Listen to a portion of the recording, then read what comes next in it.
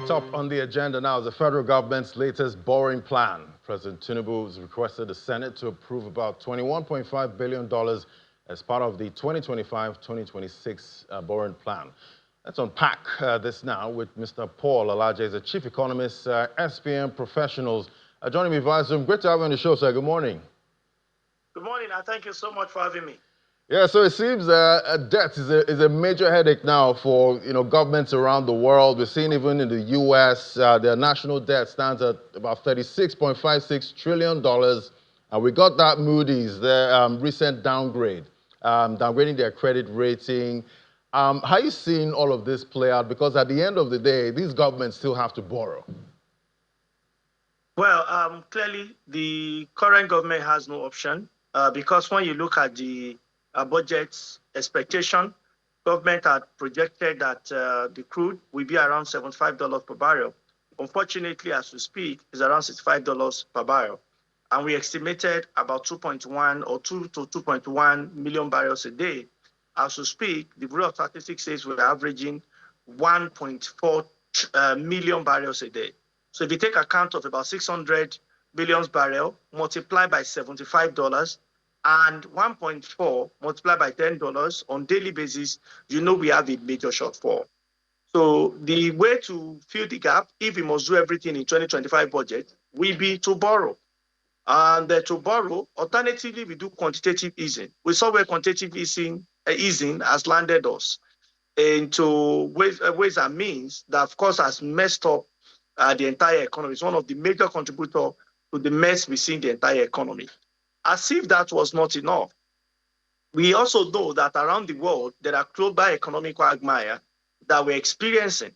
And this, of course, is causing a major challenge that we are seeing today.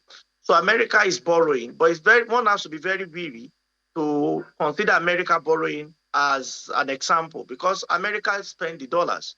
And when an economy spends dollars, prints the dollars, so America can actually print and pay all our debt, even though it might not be as easy as saying Jack Robinson. But we know that America has so much control and influence over how it pays back our debt. So Nigeria borrowing, because of the reason I've mentioned, apart from the fact that even in the budget, there are provisions for borrowing.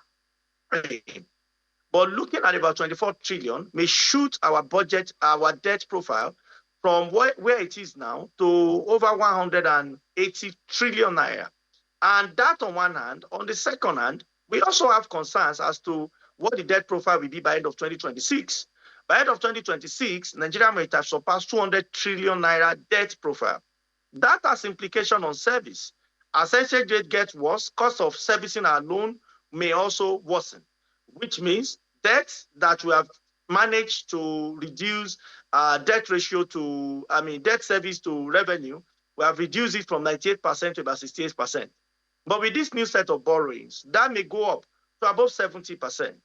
Now, the question will be, is debt itself bad? Is it good? In economics, debt is neither bad nor good.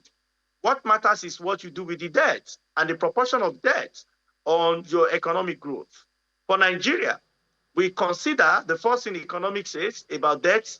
First is when we say we borrow, what is our debt to GDP? In Nigeria, it's above 30%. And that, in economics, we say it really does not matter because it's necessary condition but not sufficient. Sufficient condition says your debt to GDP should not be more than 33%. That's debt service to revenue, I beg your pardon.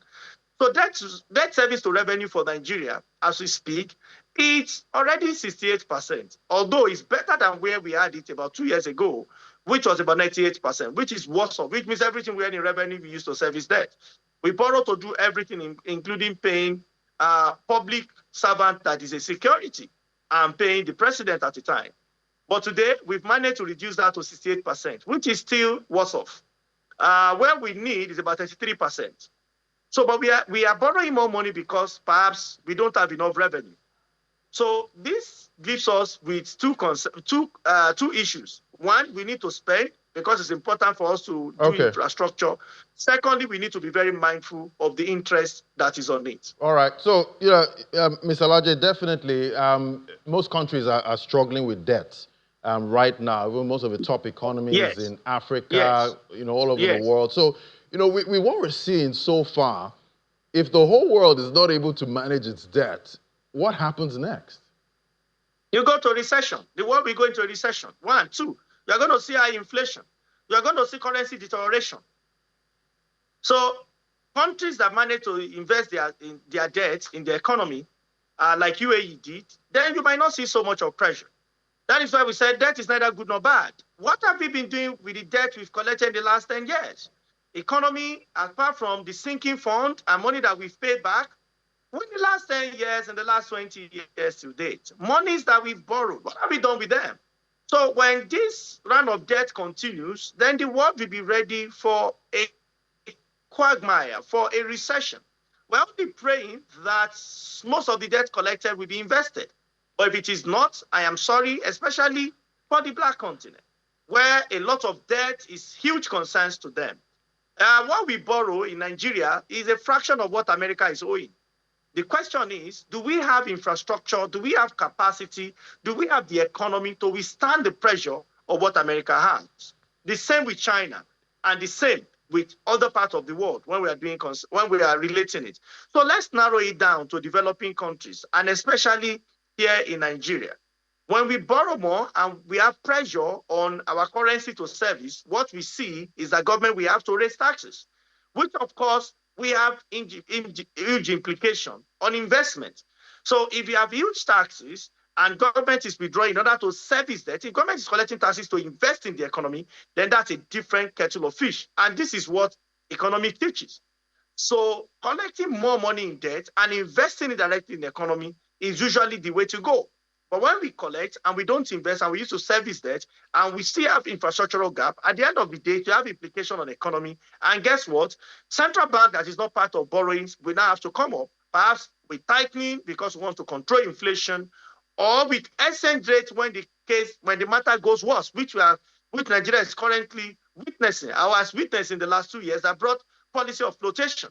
What many did not understand is that continuous debt that is not translating to development, that is not translating to investment in the economy, is like eating poison. And this, of course, we have implication because the economy will purge with inflation, purge with exchange rate disparities, and so on and so forth.